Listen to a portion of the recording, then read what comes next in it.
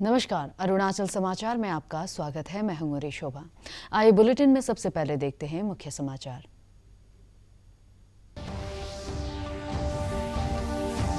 राज्य सरकार ने अरुणाचल प्रदेश को 6वीं अनुसूची में लाने के लिए विधानसभा में प्रस्ताव लाने का किया फैसला। अनुच्छेद 371H में भी संशोधन के लिए प्रस्ताव। ऑल निशी यूथ एसोसिएशन ने बंद की आह्वान लिया वापस।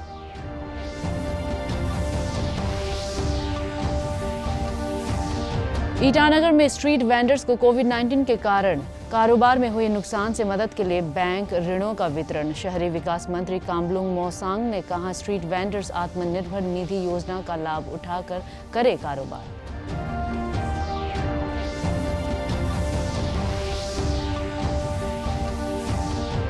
कोविड-19 महामारी से देश में ठीक होने की दर बढ़कर हुई 76%। राज्य में कोविड-19 से ठीक होने वाले मरीजों की दर बढ़कर हुई 72% से ज्यादा।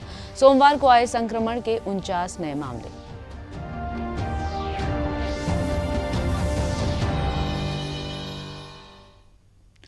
राज्य सरकार ने राज्य के लोगों और सामुदायिक संगठनों की लंबे समय से चली आ रही मांग को पूरा करते हुए अरुणाचल प्रदेश राज्य को संविधान की 6वीं अनुसूची में शामिल कराने के लिए आगामी विधानसभा सत्र में एक प्रस्ताव लाने का फैसला लिया है। राज्य के गृह मंत्री बामांग फेलिक्स ने आज ईटानगर में सरकार के इस निर्णय की जानकारी देते हुए कहा कि राज्य के जनजातीय समूहों के संरक्षण और उनके अधिकार को सुरक्षित रखने के लिए मुख्यमंत्री पेमा खांडू की अध्यक्षता में कल हुई एक बैठक में यह फैसला लिया गया। श्री फेलिक्स ने कहा कि इसके साथ ही राज्य को अनुच्छेद 371H में शामिल करने के लिए विधानसभा में प्रस्ताव लाया जाएगा, जिसे पारित होने के बाद केंद्र सरकार को भेजा जाएगा। We have our own land, air and water, but we do not have the ownership. तो इसके चलते हमने जितने भी CBOs का कहना है कि हम सब मिल के भारत सरकार को रिक्वेस्ट करना है कि हमारे प्रदेश को 6th शेड्यूल अंदर में लेके आना है। इसके चलते कल 24 अगस्त ऑनरेबल चीफ मिनिस्टर ने कैबिनेट मीटिंग बुलाया और कैबिनेट ने ये एक निर्णय लिया कि इस आने वाला असेंबली सेशन में एक सरकार का एक रेजोल्यूशन लाएंगे। उस रेजोल्यूशन में इस तरह का एक रेजोल्यूशन लेके आएंगे जहां में जितने भी हमारे ऑनरेबल मेंबर्स हैं चर्चा करेंगे। चर्चा करके हम लोग एक रेजोल्यूशन बना के भारत सरकार को हम लोग एक मांग रखेंगे। The resolution goes like this, जो proposed resolution. This legislative assembly resolves, जो proposed, that the state of Arunachal Pradesh be included in the 6th schedule of the Constitution of India to protect the tribal rights of the indigenous people of Arunachal Pradesh. This legislative assembly further resolves that is special provision with respect to the state of Arunachal Pradesh be further strengthened by amending Article 371H by inserting provisions for protection of 1. Religious or social practices of the tribals of Arunachal Pradesh. 2. Customary law and the procedure of the tribes of Arunachal Pradesh. 3. Administration of civil and criminal justice involving decisions according to customary law of the tribes of Arunachal Pradesh and ownership and transfer of land and its resources. इस बीच all Nishi youth association ने 27 और 28 अगस्त को प्रस्तावित ईटानगर बंद के आह्वान को वापस ले लिया है। एसोसिएशन के अध्यक्ष ब्याबंग जोरम ने आज ईटानगर में एक संवाददाता सम्मेलन में कहा कि सरकार ने उनकी मांगों के संबंध में उचित आश्वासन दिया है, इसलिए प्रस्तावित 36 घंटे के बंद के आह्वान को वापस लिया जा रहा है।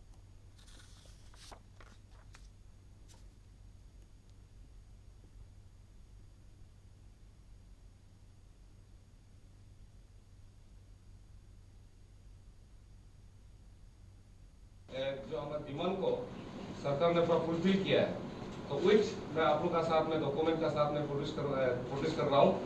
हमारा इशू जो है फुलफिल है, तो हमें बंद कॉल में जाना हमें कोई जरूरत नहीं है। तो हम तो इसके लिए हमारा जो ये बंद कॉल को हम लोग डिफर में रखेंगे। अरुणाचल प्रदेश शहरी विकास विभाग की ओर से आज राजधानी ईटानगर में सड़कों या बाजारों में ठेले लगाने वाले स्ट्रीट वेंडर्स को बैंक ऋण उपलब्ध कराने के लिए एक कार्यक्रम का आयोजन किया गया। इस कार्यक्रम में ईटानगर के लीड बैंक की ओर से स्ट्रीट वेंडर्स को ऋण प्रदान किए गए।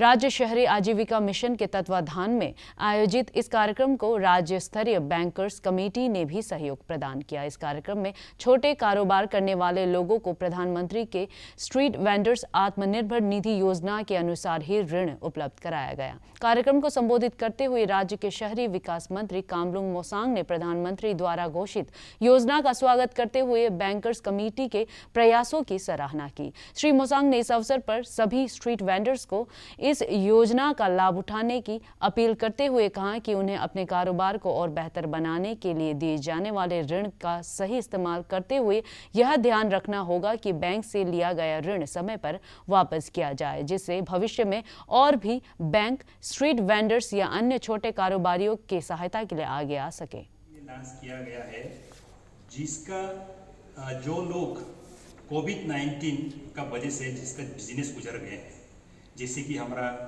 ठेला वाला, रेहड़ी वाला या फुटपाथ में सब्जी बिक्री करने वाला, ये जितने भी इनफॉर्मल सेक्टरों के लिए, और इस प्रोग्राम के तहत हर स्ट्रीट वेंडर्स को 10,000 का लोन दिया जाएगा। उस लोन में 7% जो इंटरेस्ट होता है, 7% सब्सिडी इंटरेस्ट हम भारत सरकार उसको दे देंगे। और हमारा अरुणाचल में लगभग 5,210 स्ट्रीट वेंडर्स अभी तक सर्वे कर चुके हैं। और इंडिया में ऑल ओवर द इंडिया 125 शहरों को सिलेक्ट किया गया है, जिसको हम सितंबर 30 तारीख तक उसका सारा फॉर्मेलिटीज खत्म कर देना है, मतलब समाप्त कर देना है। उसमें हमारा ईटानगर एक मतलब सिलेक्टेड शहर है। और आज का कल का आंकड़ा का रिकॉर्ड के हिसाब से 91 ऑनलाइन एप्लीकेशन मार्केट में प्लेस किया गया है। 5 एप्लीकेशन बैंक ने पिकअप किया है और आज तक 113 सैंक्शन हो चुका है। कोविड-19 महामारी से ठीक होने की दर में लगातार बढ़ोतरी हो रही है और यह आज करीब 76% हो गई है। लगातार समय पर किए जा रहे प्रयासों से देश भर में 24 लाख से अधिक लोग इस महामारी से स्वस्थ हुए हैं। पिछले 24 घंटों में देश भर में 66,000 से अधिक रोगी इससे ठीक हुए हैं। इसके साथ ही इससे होने वाली मृत्यु की दर में लगातार गिरावट आ रही है और इस समय यह 1.84% पर आ गई है। देश में करीब 30 राज्यों और केंद्र शासित प्रदेशों में यह दर राष्ट्रीय औसत से भी कम है। स्वास्थ्य मंत्रालय ने कहा है कि देश भर में पिछले 24 घंटों में कोविड-19 के 60,000 से अधिक नए मामले दर्ज किए गए हैं। इस तरह इन मामलों की कुल संख्या 31,67,324 हो गई है, जबकि करीब 7,04,000 से अधिक लोगों का इस समय इलाज चल रहा है। इसके अलावा एक ही दिन में 848 मौतें भी हुई है, जिससे अब तक इस महामारी से मौत का शिकार हुए लोगों की कुल संख्या 58,390 हो गई है।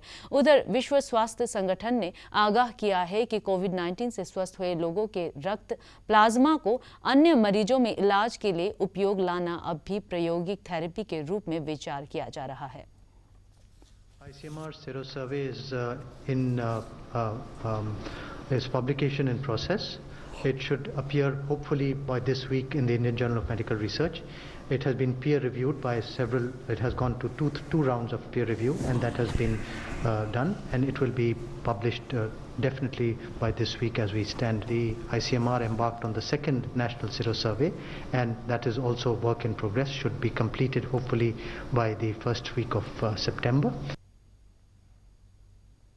राज्य में कोविड-19 से ठीक होने वाले मरीजों की दर पहले से बेहतर हो गई है। सोमवार को कोविड-19 संक्रमण के 130 मरीज पूरी तरह से स्वस्थ हो गए, जबकि इस दौरान संक्रमण के 49 नए मामले दर्ज किए गए। राज्य के स्वास्थ्य सेवा निदेशालय के अनुसार राज्य में संक्रमण के सक्रिय मामलों की संख्या 880 हो गई है। वहीं 2427 मरीज ठीक हो चुके हैं। राज्य में स्वस्थ होने वाले मरीजों की दर 73.27% हो गई है। पिछले 24 घंटों के दौरान आए 49 मामलों में से 12 मामले वेस्ट कामेंग जिले से, 9 तवांग से और 8 मामले ईटानगर राजधानी क्षेत्र से आए हैं। प्रदेश में कोविड जांच के लिए अब तक 1,46,000 से ज्यादा लोगों के सैंपल लिए जा चुके हैं। एक्टिव केस जो अभी जहाँ कोविड केयर सेंटर में रखा है और DCH में है और डेडिकेटेड कोविड हॉस्पिटल में, ये 3 layers of infrastructure for COVID management, so काफ़ी रिकवरी हो रहा है। और अरुणाचल अभी हम लोग धीरे धीरे हम लोग नेशनल लेवल के साथ हम लोग अभी पकड़ रहे हैं। तो आज अभी डेली हम लोग टेस्टिंग करता है हर डिस्ट्रिक्ट में और स्टेट में। हम लोग टेस्टिंग फैसिलिटीज अलग अलग है। एक है बोस जो ज़्यादा कर रहा है antigen testing kit, number 1। Number 2 हम लोग आगे से कर रहा था RT-PCR जो आप लोग जानते हैं, और ये TrueNet, वो तीनों मिला के हम लोग टेस्ट पूरा जोड़ता है नंबर में। BSNL के विशेषकर अंशकाली कर्मचारियों ने बकाया वेतन के भुगतान की मांग को लेकर आज राज्य के कई जिलों में धरना प्रदर्शन आयोजित किए और पिछले करीब 18 महीने से बकाया वेतन का भुगतान तत्काल करने की मांग की। लोहित जिले के तेजू में BSNL के अनुबंधित कर्मचारियों ने आरोप लगाया कि वेतन बकाया रखने के साथ साथ विभाग द्वारा कर्मचारियों की संख्या में कटौती की जा रही है। आंदोलन कर रहे कर्मचारियों ने पिछले 15 वर्षों से कार्य कर रहे अनुबंधित कर्मचारियों को तत्काल नियमित करने की मांग करते हुए कर्मचारियों के भविष्य निधि मामलों में पारदर्शिता लाने और उनके मासिक वेतन को बढ़ाए जाने की भी मांग की। कर्मचारियों के इस आंदोलन का all Arunachal Pradesh labour union, Arunachal Pradesh trade union ने भी समर्थन किया है कि हमें खाने पीने का भी बहुत प्रॉब्लम हो रहा है। धार बाकी इतना ज़्यादा हो गया कि कोई अभी देना भी नहीं। दुकानदार में भी जाओ तो वही बोलते हैं कि आप पहले का पैसा क्लियर करो, उसके बाद ही हम देंगे। अभी बच्चा का ऑनलाइन ड्यू टू ये आपका कोविड-19 के बेस से अभी आजकल ऑनलाइन क्लासेस चल रहा है बच्चा, तो उसमें उसको मोबाइल चाहिए, उसमें फिर आपका हर एक चीज़ मतलब इतना खर्चा हो गया कि वो पैसा हम लोग उठा नहीं पा रहे हैं। तो वही है कि अभी मतलब क्या करें हम लोग, मतलब हम लोग टोटली अभी मतलब फेडअप हो चुके हैं मतलब। लेकिन सबसे बड़ा दुख कब लगता है कि 18 महीने से तनख्वाह नहीं मिला।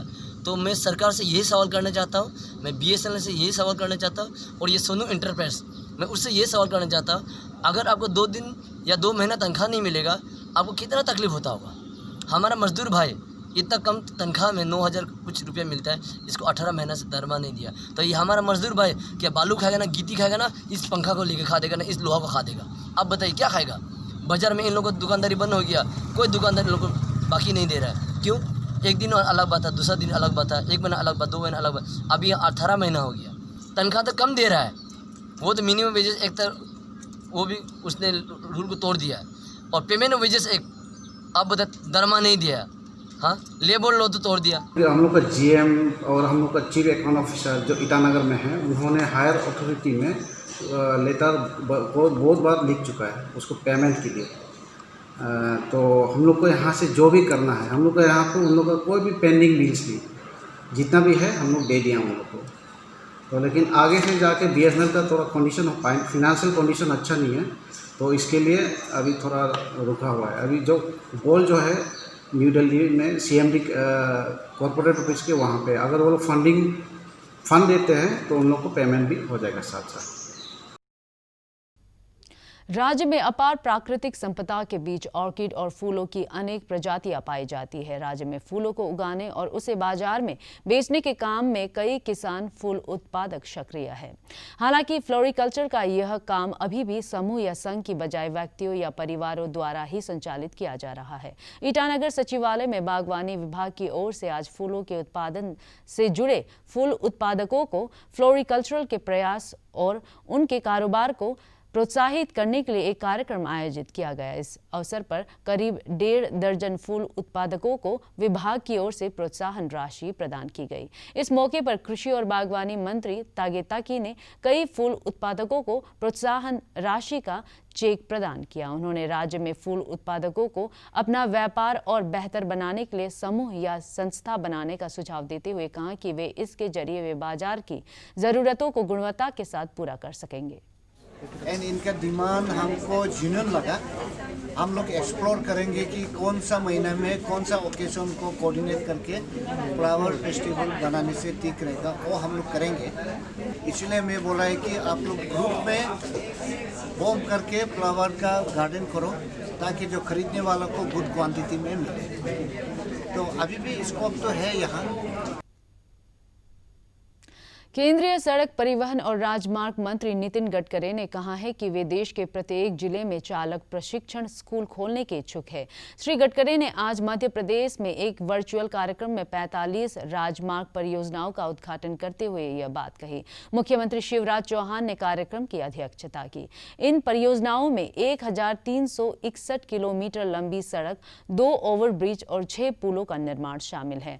इन पर 11,427 करोड़ रुपए की लागत आएगी। श्री गडकरी ने कहा कि देश में हर वर्ष 5 लाख दुर्घटना होती है, जिनमें 1.5 लाख लोगों की जान जाती है। मृतकों में से अधिकतर की आयु 18 से 24 वर्ष के बीच होती है। उनका कहना था कि इससे न केवल दुर्घटना की कमी होगी बल्कि युवाओं में कुशलता का विकास होगा, जो प्रधानमंत्री जी की इच्छा रही है।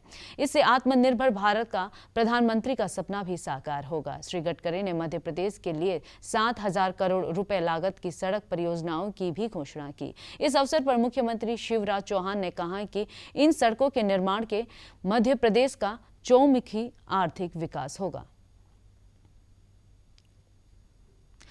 प्रतियोगी परीक्षाओं में हुई कथित धांधली की विरोध में छात्रों के संगठन ने आज सचिवालय के समक्ष शांतिपूर्ण प्रदर्शन किया। प्रदर्शनकारी छात्रों की मांग थी कि हाल ही में एपीएससी परीक्षा में हुई गड़बड़ियों की सार्वजनिक किया जाए। उन्होंने दोषी पाए गए अधिकारियों को तत्काल सेवा से बर्खास्त करने और यूडीसी की परीक्षा दोबारा कराने की मांग की।